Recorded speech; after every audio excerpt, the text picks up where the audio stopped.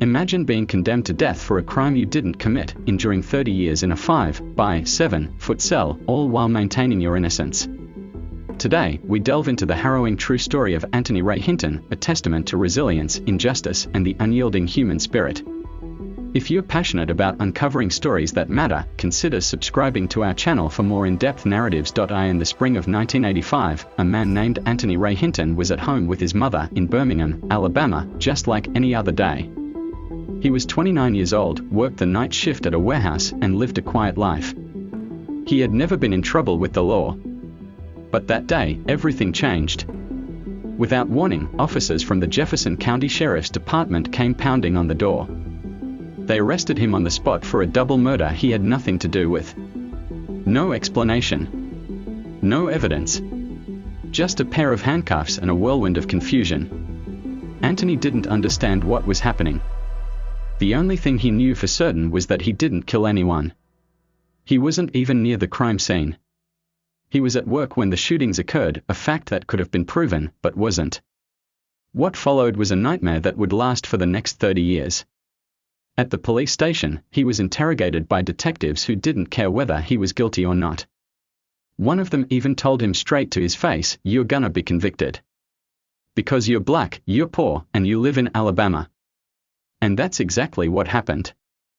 There was no physical evidence linking Anthony to the crimes. The only thing the prosecution had was a gun found in his mother's house, a dusty old revolver that they claimed matched bullets from the murders. But there was no proper forensic analysis. No ballistics expert.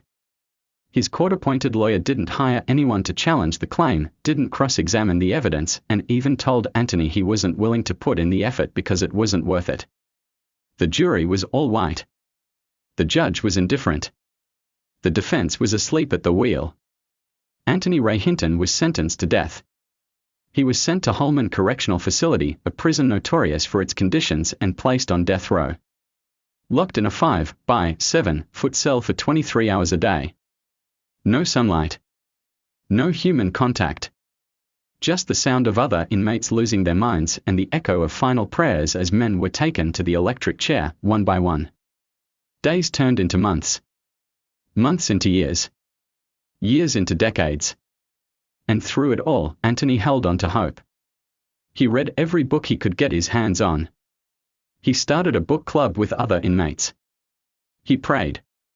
He joked with guards. And most importantly, he refused to let the system take his spirit. He once said, "They could take my freedom, but they couldn't take my soul unless I gave it to them." And I wasn't giving them that. For 16 years, Anthony tried to get someone, anyone, to reopen his case. Letters went unanswered. Appeals were denied. Until finally, one landed on the desk of a young lawyer named Brian Stevenson, a man who had founded the Equal Justice Initiative and made it his mission to fight for the wrongly convicted. Brian visited Anthony in prison. He reviewed the case.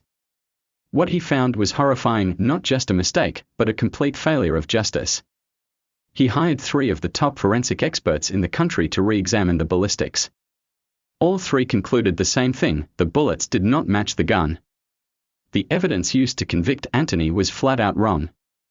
But even with that proof, it would take 15 more years to get Anthony out. The Alabama courts refused to acknowledge the findings. They dismissed the experts. Denied the appeals. One judge even admitted that while the evidence may be unreliable, the state still had a right to carry out the sentence. Brian Stevenson refused to give up. He took the case all the way to the United States Supreme Court. And in 2015, after 30 years on death row, Anthony Ray Hinton's conviction was unanimously overturned. He was a free man. Anthony walked out of prison on April 3, 2015, to cheers, hugs, and tears. His first words as a free man were, "The sun does shine." Words that would later become the title of his memoir. But the story doesn't end there. Despite losing 30 years of his life, despite being caged for a crime he didn't commit, Anthony never received an apology. No compensation from the state. No recognition of the time and dignity taken from him. He once said, "You can take away someone's freedom, but you can't take away their truth." Today, Anthony speaks across the country about the injustice of the system. About the danger of a court that treats people differently based on the color of their skin and the size of their bank account. He speaks with grace, with compassion, and with an unshakable sense of purpose. His story isn't just a tragedy. It's a warning. There are countless others like him, still behind bars, still waiting for someone to believe them, still hoping someone will care. Wrongful convictions aren't rare. According to studies, for every 9 people executed in the US, 1 is exonerated. That's not justice. That's a broken system.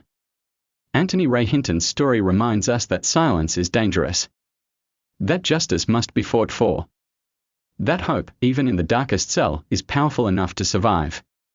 He lost 3 decades. But he walks free not with bitterness, but with a mission. To make sure this never happens again. Anthony Ray Hinton's story is a powerful reminder of the flaws within our justice system and the strength of the human spirit. If this story moved you, please give this video a thumbs up and share it with others.